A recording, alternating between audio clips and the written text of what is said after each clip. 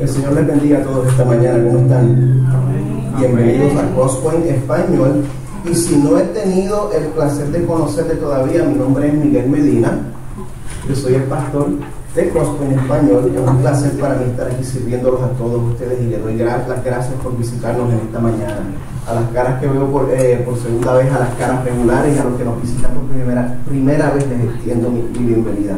Muchas gracias. Comparado al Crosspoint de la semana pasada, les diría bienvenidos al Crosspoint común y corriente, porque el domingo pasado pues todos nos vestimos de lo más bonito. Usted me vio a mí, ¿verdad? Eso se da como 2 veces al año. Se da, bueno, no 2 veces al año, se da en Pascua, se da en diciembre, se da en bodas y funerales. Igual que todos, en las ocasiones especiales pues nos enligamos un poquito más, pero quiero que sepa que así es como somos el resto del año. Y si usted prefiere vestirse más formalmente para estar en la iglesia, mire, bienvenido sea, de verdad, siéntase en toda libertad, pero también tiene libertad de venir más casualmente. Yo no sé usted, yo me voy a aprovechar de eso, porque mi esperanza es que nuestro ambiente aquí sea una iglesia donde todos nos podemos sentir cómodos, pero donde sí tomamos la palabra de Dios en serio. Si hay algo que vamos a tomar en serio, es la palabra del Señor. Porque no nos queremos tomar a nosotros mismos muy en serio. Eso es lo que no queremos hacer. Queremos saber que en esta historia nosotros no somos los protagonistas. Y hablando de protagonistas, pues les quiero hablar sobre la nueva serie de mensajes que estamos comenzando hoy, titulado La historia encuentra tu lugar en el despliegue del drama divino. Yo me alegro particularmente de que estemos haciendo esta serie en este punto temprano de nuestra historia como iglesia, porque yo recuerdo mis años formativos, cuando yo estaba criándome en la iglesia, yo desarrollé un concepto distorsionado de lo que era la Biblia entera. Para mí era fragmentado, para mí era que yo llegué a pensar que la Biblia empezaba con historias de hombres valientes. Hablaba sobre Abraham, el padre de la fe, hablaba sobre José el soñador, hablaba sobre Moisés el libertador, hablaba también sobre el rey David y muchas historias así. En la primera parte de la Biblia veíamos que estábamos tratando con un Dios como que medio temperamental, que tenía un problemita de ira, ¿verdad? Y así es como nosotros lo veíamos. Y después llegamos a la segunda parte del Nuevo Testamento, donde veíamos el comienzo de la iglesia cristiana, y veíamos que ahí Dios por fin se había suavizado un poquito. Ese era el concepto mío. Y aparte de todo eso, también está el hecho de que la Biblia nos habla de civilizaciones antiguas, y a veces a nosotros nos da trabajo relacionar todo eso con nosotros ahora mismo en este día. Uno no está seguro de cuánto de lo que se cuenta aquí es relevante para nosotros, cuánto es cultura, cuánto es mandato, especialmente cuando nosotros pensamos en todas las reglas y normas de comportamiento. Ahí es donde más viene esa pregunta, ahí es donde más viene la controversia. Por eso, cuando nosotros vemos la vida desde esa perspectiva, es fácil que nos preguntemos, ¿qué tiene que ver este libro antiguo con mi vida ahora mismo? ¿Qué tiene que ver este libro con mi vida ahora mismo? ¿Hay alguna clase de conexión entre las historias de este libro y la historia de mi vida? Gracias por hacernos esa pregunta. Me alegro que me la haya hecho. A través de esta serie, mi intención es que nosotros veamos que, número uno, aunque la Biblia que usamos los protestantes consta de 66 libros, 66 libros que fueron escritos a lo largo de por lo menos 1500 años en 3 lenguajes, hebreo, arameo y griego, esta serie nos va a mostrar que la mano de Dios ha estado envuelta personalmente. La mano de Dios ha estado envuelta personalmente en el proceso de escribir este libro, y que, número 2, este proceso sobrenatural ha envuelto varios pueblos, ha envuelto varios países, ha envuelto varias lenguas, ha envuelto varias razas, con un propósito, ¿Cuál es el propósito de escribir este libro? El propósito de este libro es mostrarnos a un Dios que es grande, que es sabio, que es soberano, encargado de absolutamente todo y que está lleno de amor por su pueblo. Lleno de amor para usted, lleno de amor para mí. Y número 3, a pesar de la grandeza de este Dios, a pesar de que este Dios es mucho más grande de lo que nos podemos imaginar, como decía la canción, a pesar de cuán gigante es el panorama que nosotros vamos a examinar juntos, su vida, mi vida, forman parte de esta historia. Su vida y mi vida forman parte de esta historia. Ahora, algo que es importante que nosotros tengamos en mente, cuando nosotros nos damos cuenta que nuestras vidas forman parte de esta gran historia, es crítico que sepamos que nuestro lugar en esta historia, nuestro lugar en esta meta narrativa, si vamos a usar una palabra del domingo, nuestro lugar en esta meta narrativa se hace más claro si nosotros quitamos la atención de nosotros mismos. Mientras más estemos pendientes a nosotros mismos, más nos vamos a confundir en cuanto a dónde nosotros cabemos en esta historia. Lo primero que tenemos que hacer es quitar la mirada de nosotros mismos y ponerla en el punto central de toda la historia, el cual, lo siento mucho, no es usted, no soy yo, perdónenme, yo traté, pero no es así. No es usted ni soy yo. Estoy hablando de la persona a quien dedicamos el mensaje de hoy, el narrador. Lo podría llamar el autor, pero me gusta más bien llamarlo el narrador. El narrador importa, ¿verdad que sí? No importa que todos aquí hablemos español, yo estoy seguro que la mayoría de ustedes saben quién es Morgan Freeman, el actor. Y como que todo de momento suena más importante cuando él lo narra, ¿verdad que sí? El narrador importa, ¿verdad que sí? Bueno, Génesis es el primer libro de la Biblia. Esta serie de mensajes que vamos a cubrir va a cubrir el libro de Génesis, va a cubrir el libro de Romanos y va a cubrir el libro de Apocalipsis. Y esta serie toma lugar en 4 actos, como si fuera una obra de teatro. La creación, la caída,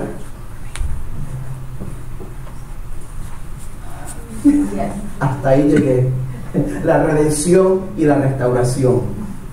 Creación, caída, redención, restauración. Mira cómo se ríe de mí.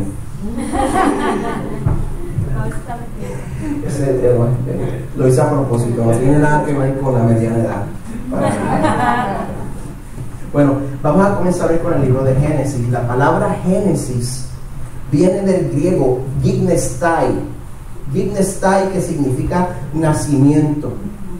Pero este libro fue originalmente escrito en el idioma hebreo. La palabra en hebreo para este libro se llama Bereshit, que quiere decir literalmente en el principio. Si lo va a pronunciar correctamente como hebreo sería Bereshit, con la R atrás.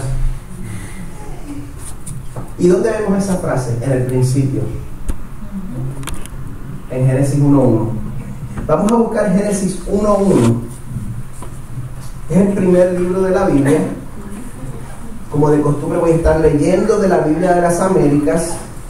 Vamos a leer esa parte que dice Bereshit bara Elohim el hashamayim ve'el haaretz, pero lo vamos a leer en español.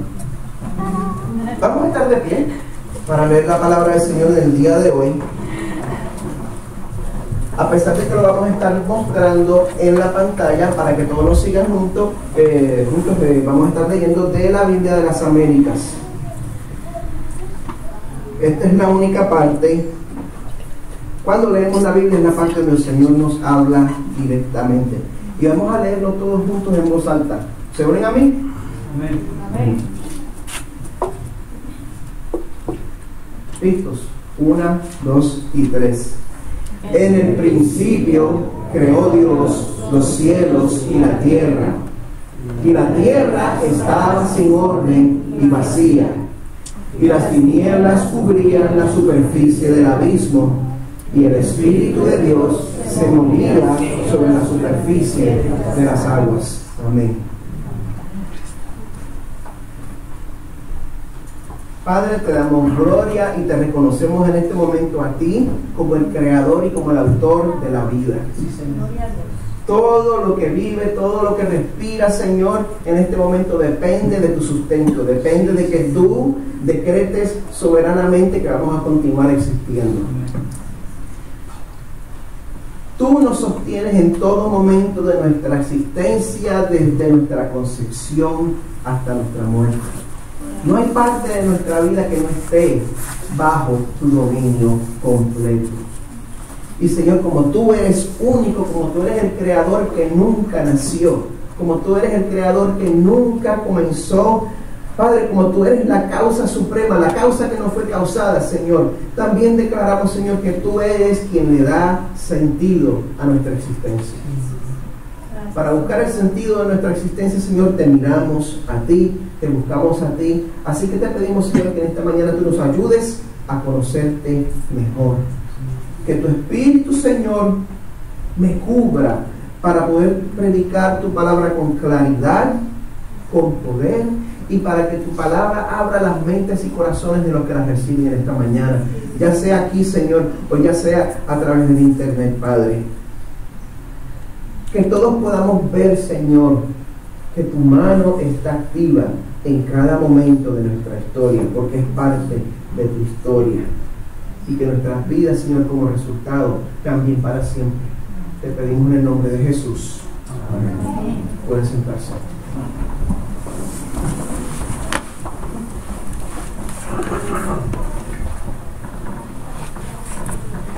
Un cliché es una palabra o una frase que se usa tanto y tanto y tanto y tanto y se usa tanto que deja de ser efectivo. Hay muchas cosas que nosotros pues nos sale de la lengua facilito, pero no es tan. Por ejemplo, yo que me escribo en la iglesia, pues decir de una manera muy especial es casi una muletilla, porque se usa en todas las iglesias. Cuando estamos hablando, les voy a predicar de una manera muy especial. Eso se ha convertido en un cliché. Y uno de los clichés más grandes que existen es la frase que dice: si amas algo, déjalo ir. Si vuelve, si no vuelve. Eso es uno de los clichés más grandes. Y a pesar del cliché tan despreciable que es, esta frase describe exactamente lo que yo experimenté a lo largo de mi proceso de exploración de mi llamado a pastor. Hace casi 10 años yo estaba llegando al final del proceso de confirmación de llamado pastoral en una iglesia de la cual yo era parte. Después de por lo menos 5 años de evaluación cercana y de estar sirviendo en esa iglesia, de dejar de pasar otras oportunidades de progreso, porque como que se esperaba que eso viniera, se esperaba por todo el mundo. Tanto yo como la mayoría de la iglesia donde estaba esperábamos que al fin se confirmara mi llamado al pastorado. Y se esperaba que de ahí en adelante pues todo el mundo iba a ser feliz y yo iba a comenzar el paso muy esperado de poder ir a lo que equivaldría al seminario para comenzar una vida productiva de pastor. Y que hermano, usted no se imagina cuánto a través de esos 5 años de evaluación que yo estaba en un trabajo que no era mi llamado. Se lo voy a poner de esa manera. ¿Cuántas veces a través de esos 5 años de evaluación yo fantaseaba? No tanto con el pastorado, sino tan solo con la idea de pasar ese añito en el seminario.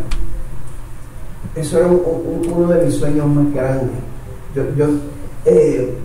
Yo soñaba con pasar ese tiempo dedicándome a mis estudios con un grupo de compañeros con quienes tendría una amistad eterna por haber compartido ese tiempo y esas memorias juntos. Sin embargo, esa noche donde me reúno con la junta que iba a revisar los resultados de mi evaluación, yo estaba tan confiado con el resto de la gente de esa iglesia, de cómo iban a salir las cosas, que yo no me estaba dando cuenta de algo que se notaba a leguas, que cuando llego allí, el ambiente estaba pesado, el ambiente estaba apagado, y como que era algo que ellos no estaban particularmente contentos de tener que hacer. Yo llego allí, cuando llego y me dicen que la oportunidad no se me iba a dar a mí, que no iba a ser así, que se le iba a dar a otra persona, no lo podía creer. Me lo dicen, y yo no sé si eso le ha pasado a ustedes, que le dicen algo que no se espera de ninguna manera, y como que de momento el sitio donde está como que se empieza a poner borroso, y usted como que empieza a ver su cuerpo desde arriba y le están hablando, pero la persona como que sigue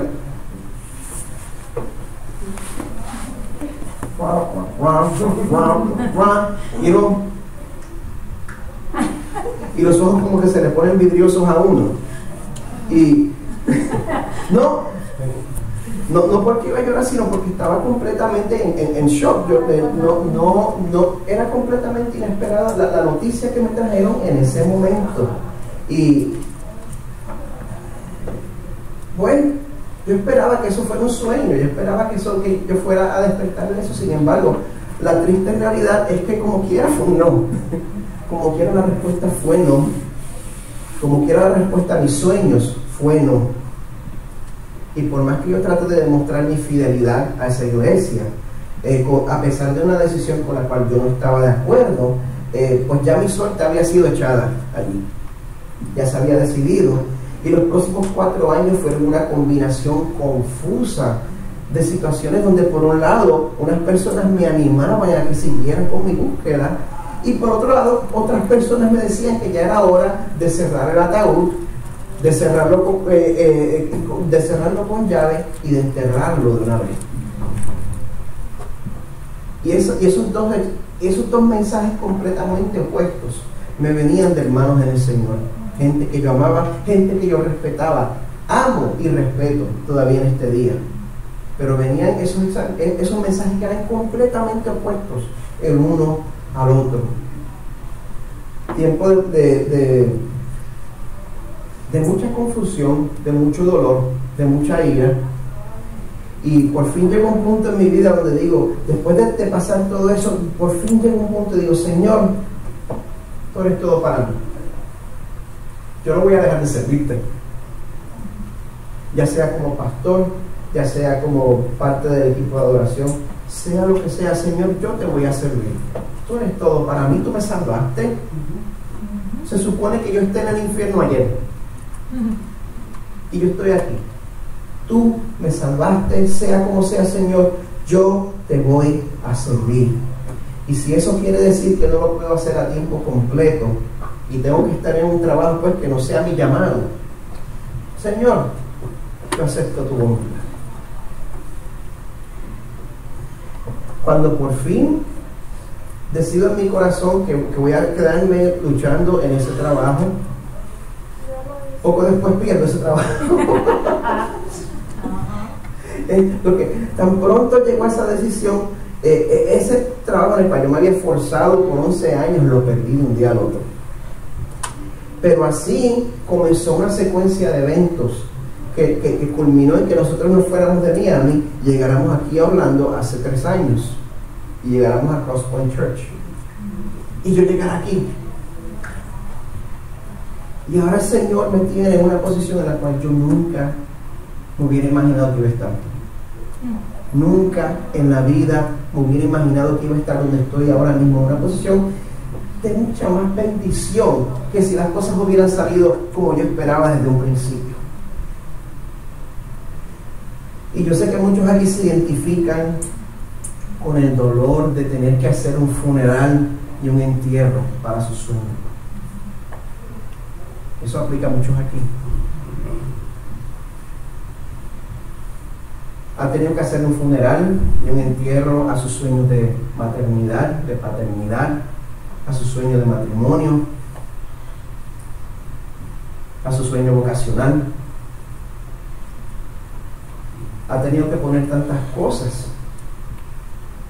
Ha tenido que hacer el funeral y el entierro de tantas cosas al venir a este país.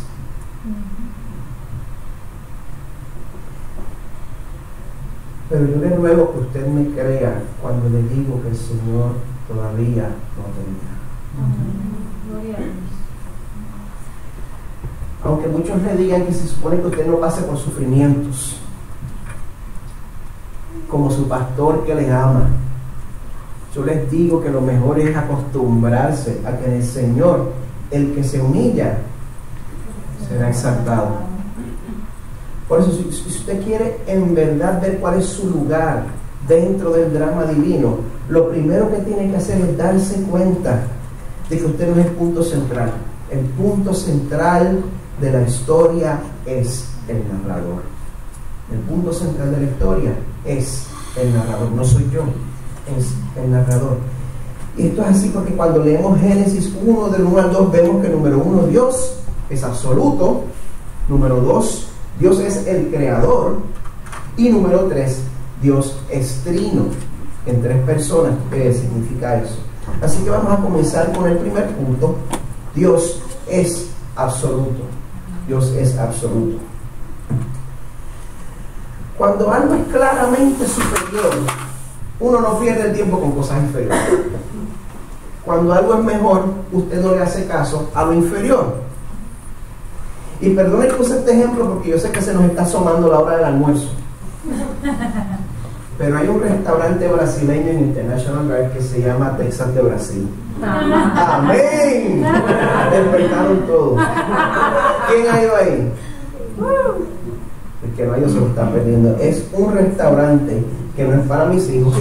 Es un restaurante que es para Carmen y para mí. Y es un restaurante que vamos más o menos las mismas veces al año que yo me pongo el saco, unas dos veces. Depende. Porque así de barato es. Se le ofrece una variedad de carnes, todas las que se pueda comer, hasta que se llene. Carnes de calidad, carnes buenas, por eso es así de caro. Y por eso yo solo voy 1 o 2 veces al año. Pero cuando yo voy a cenar allí, yo le garantizo que ese día yo no pierdo tiempo almorzando en McDonald's. A mí me gusta. Ayer mismo me dio un Big Mac. El día que yo voy allí, yo no almuerzo.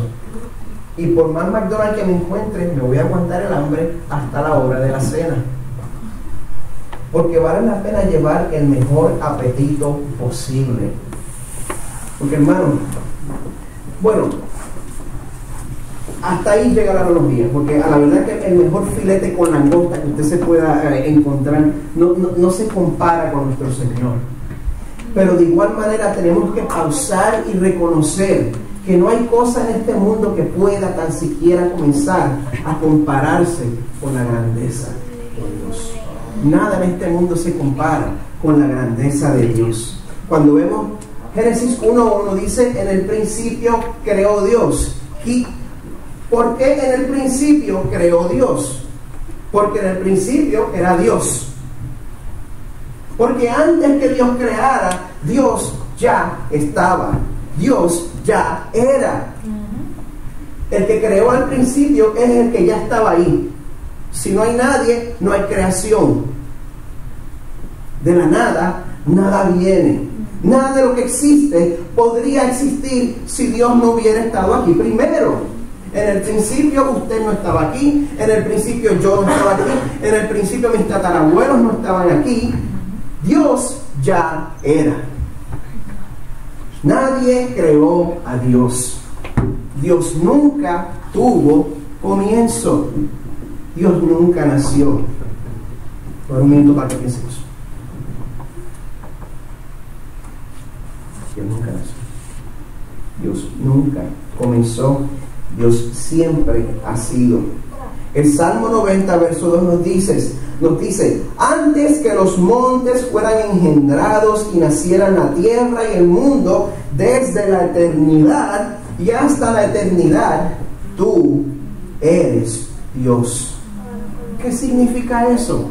Eso significa que Dios no es limitado por el tiempo o por el espacio. Usted y yo somos limitados por el tiempo y por el espacio. Yo vivo en Orlando, Florida, y el Señor sabe hasta qué edad yo voy a llegar.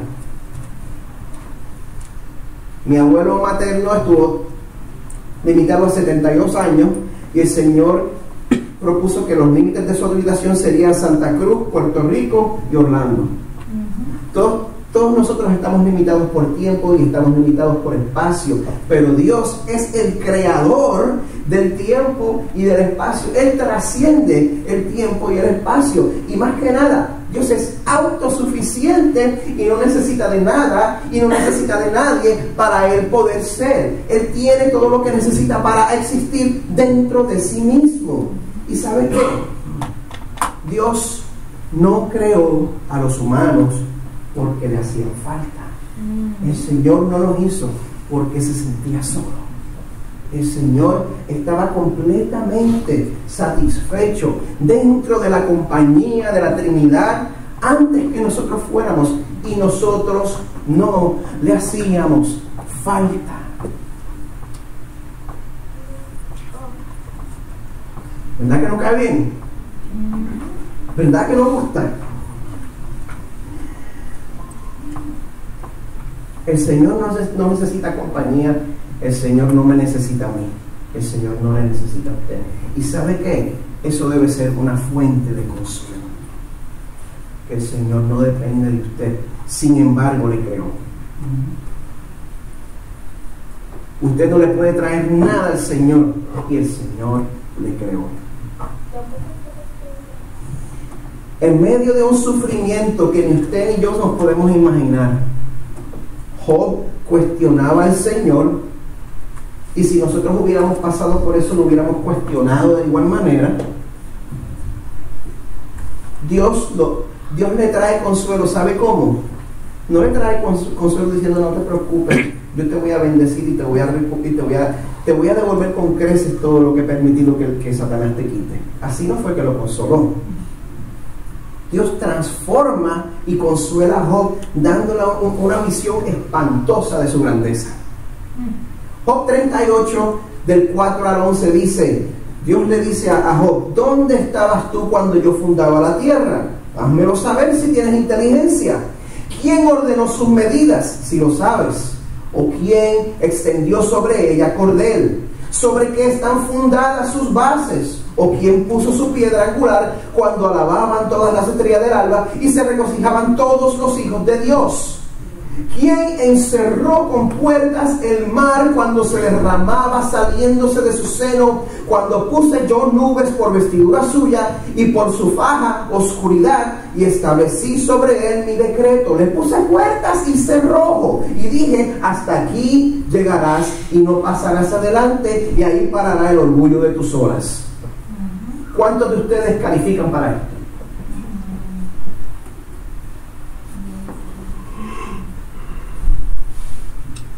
Este es el consuelo que Dios tiene a la persona que sufre.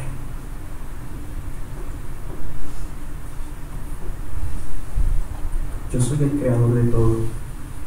Mi conocimiento sobrepasa todo lo que tú te puedes imaginar. Usted siente que su historia no hace sentido porque usted no se puede explicar la razón para tanto sufrimiento en su vida. Le da trabajo cuando trata de pensar: ¿por qué yo tengo que sufrir tanto? ¿Por qué las cosas me salieron así? ¿Cómo es posible que algo bueno pueda salir de este fracaso en la vida mía?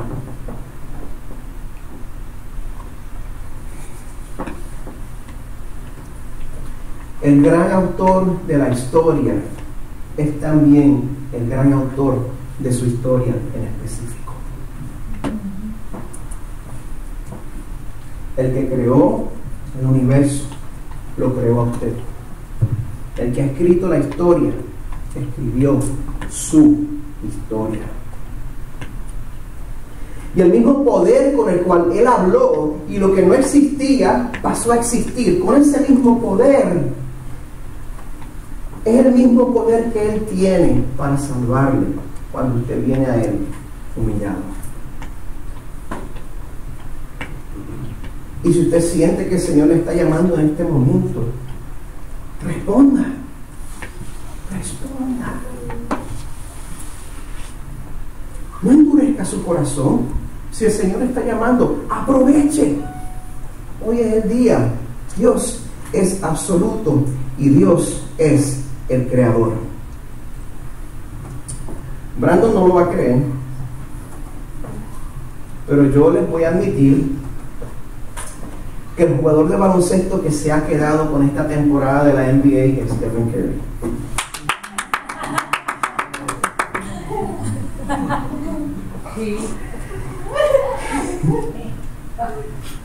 Ese hombre es imparable. Ese hombre es algo increíble. Y cuando él tira la bola, detienen la cámara a mitad. Y ya la gente en el piso está celebrando antes que llegue. Ya están celebrando. Y entonces sigue la cámara y ese hombre como que no tiene la capacidad de no atinar al canasto. Ese hombre tiene una concentración de habilidades y de dones tan única que, hermanos, no importa cuánto la gente le diga a usted que uno se puede lograr todo lo que usted se propone. Si yo pasara el próximo año rebajando y practicando y aprendiendo a jugar baloncesto, y yo pudiera pasar todos los días de mi vida del año que viene aprendiendo a jugar baloncesto y entrenándome para jugar en contra de Stephen Curry 1-1, a pesar de mis mejores esfuerzos, yo no anotaría ni uno. Y yo sé que estoy impresionante, así a 5,7 y 200 libras, yo sé que es impresionante, pero no tiene caso, somos diferentes. Él tiene unos dones y unas habilidades que la mayoría de nosotros no tenemos. Somos diferentes. Somos diferentes. ¿Y sabe qué? Lo más que nos hace diferentes a Dios en lo que dice en Génesis 1:1 es que en el principio creó Dios los cielos y la tierra. Y ya pasamos un tiempo considerando la grandeza de este verso, pero quiero que consideremos la bendición que ese verso es para nosotros, que en el principio creó Dios los cielos y la tierra. Eso quiere decir que el Señor es el creador y nosotros somos las criaturas. El Señor es el creador y nosotros somos las criaturas. El Señor es el creador y nosotros somos las criaturas. Cuando estamos conscientes de eso, es bendición para nosotros. Cuando nosotros mantenemos esa distinción en nuestra mente, ¿sabe qué nos trae eso? Eso nos trae libertad. Nos trae libertad porque cuando se da cuenta que solo hay un creador y ese creador es usted, no es usted, perdone, ese creador no es usted, entonces no te rías, mi Mari. Cuando nos damos cuenta de que hay un creador y ese creador no somos nosotros, entonces tenemos la libertad para aceptar que usted no lo tiene que controlar todo. ¿Sabe por qué? Porque usted no lo puede controlar todo. No sé si se ha dado cuenta. Somos libres para aceptar que, como otro cliché, Dios está en control, nada más que esta es verdad. Dios está en control. Y sabe que a la hora de escribir su historia, Dios es el que tiene la pluma en su mano. No sé si es zurdo como yo, pero Él es el que tiene la pluma en su mano. Él es el que ha escrito su historia. ¿Sí? Querida iglesia, cuando Dios mira su vida, Él no está confundido. Cuando Dios mira su vida, dice: ¿cómo yo voy a resolver esto ahora? Yo sé que uno se sienta así de vez en cuando. Él no se está preguntando qué es lo que le va a pasar. ¿Ustedes saben por qué? Porque Dios es el escritor de su historia. Dios es el guionista de su novela. ¿Sabe qué? Él sabe cómo su historia va a terminar. Es imposible que usted sorprenda al Señor. Él ha determinado en Romanos 8:28 que a los que aman a Dios, todas las cosas les ayudan a bien. Esto no es lo mismo que decir no hay mal que por bien no venga, porque esto no es general. Esto es exclusivo para los que aman a Dios. Dice, a los que aman a Dios no lo escribí yo, lo escribió el apóstol Pablo, inspirado por el Señor. A los que aman a Dios, todas las cosas les ayudan a bien. No solo lo bueno que te pasa, las cosas horribles que te pasan te ayudan a bien.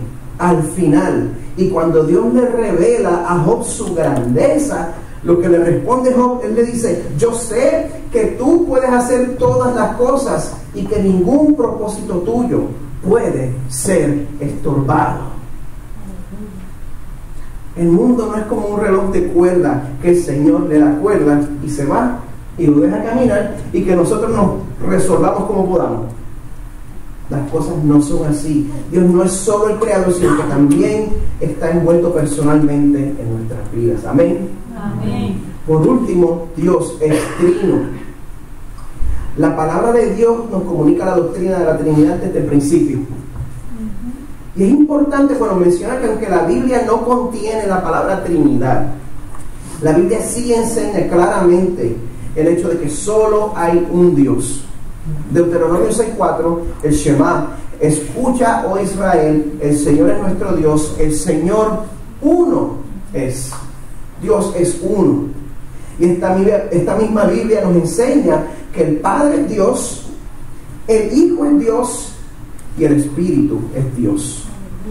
Por lo tanto, Dios, que es uno, existe eternamente en tres personas: Padre, Hijo y Espíritu. El Padre es Dios, el Hijo es Dios, el Espíritu es Dios. Yo podría tratar de explicarlo con analogías, pero todas las analogías se quedan cortas. Y esta es una enseñanza que la Biblia nunca la trata de explicar, sino que nada más nos dice es así. No te lo voy a explicar, es así. ¿Por qué? Porque no hay otro ser que jamás haya existido a quien podamos comparar eso. Dios es incomparable.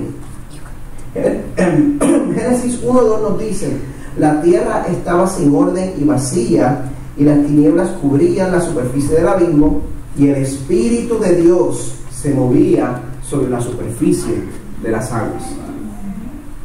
Otro pasaje que nos habla de ese momento de la creación, Juan 1:1 nos dice, en el principio existía el Verbo.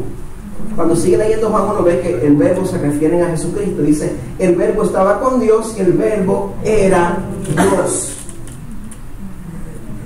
Dos preguntas. ¿Por qué la Biblia nos comunica este misterio sin tratar de explicarlo? ¿Por qué nos dice que es así y no nos da la explicación? Porque Dios es así. No le podemos entender a cabalidad, pero sí le podemos conocer. No es comprensible, pero sí es conocible. Ojalá que esas palabras existan. Sí, yo creo que sí. Ya confirmarán y me dejarán saber. Ahora, ¿por qué es importante que en esta mañana yo le esté hablando sobre un concepto elevado y teológico como la Trinidad? ¿Por qué es importante que yo les hable de esto esta mañana? Porque la palabra de Dios quiere que nos demos cuenta de algo críticamente importante. Jesucristo es el héroe de nuestra historia. Jesucristo es el héroe de nuestra historia. A través de esta historia vemos a Jesús como creador, y también vemos que desde el principio Jesús siempre fue el Salvador. Jesús no se convirtió en Salvador después que el hombre pecó. Jesús siempre fue el Salvador. El hecho de que Jesús iba a ser carne para vivir la vida perfecta que ninguno de nosotros puede vivir, y para llevar el castigo que a todos nosotros aquí nos tocaba llevar por nuestra rebelión contra Dios, eso no quiere decir para nada que la cruz fuera un plan B. La cruz no es un plan B que Dios se tuvo que improvisar a última hora cuando vio que el hombre le salió malo. La cruz no fue un plan B. Desde la eternidad pasada, el Dios Trino ya había decidido que Jesucristo sería el sacrificio por nuestros pecados. Antes de nuestra creación, antes de que existiera algún pecado para perdonar, ya Timoteo, segunda de Timoteo 1:9 nos dice de esta manera: Dios nos salvó y nos llamó a una vida santa, no por nuestras propias obras, sino por su propia determinación y gracia. Nos concedió este favor en Cristo Jesús antes del comienzo del tiempo. ¿Cuándo se nos concedió esa salvación a través de Jesucristo? Antes del comienzo del tiempo. Antes de la creación se le concedió eso a los hijos del Señor. Y si no está seguro, en Apocalipsis 13:8 vemos que todos los que pertenecen a este mundo son aquellos cuyos nombres no estaban escritos en el libro de la vida, que pertenece al Cordero, que fue sacrificado antes de la creación del mundo. Antes de que se escribiera el libro de Génesis, se escribió otro libro. El libro de la vida que pertenece al Cordero, que fue sacrificado antes de la creación del mundo. Y si usted está aquí en esta mañana y usted ha creído que Jesucristo es su sustituto, que Jesucristo es su Salvador, que Jesucristo es su líder, es porque su nombre fue escrito ahí antes que usted escogiera al Señor. Dijera eso por un momento. Su nombre fue escrito ahí antes de que usted pecara. Su nombre fue escrito ahí antes de que usted naciera. Su nombre fue escrito ahí antes de que el mundo fuera creado, nos dice la palabra del Señor. Considere eso. Antes de que el mundo fuera creado, la muerte del Hijo de Dios ya había sido planificada para hacer posible la salvación de los que ya estaban en la mente de Dios. Pero tenga cuidado, la gente puede malinterpretar eso. Eso está en la Biblia.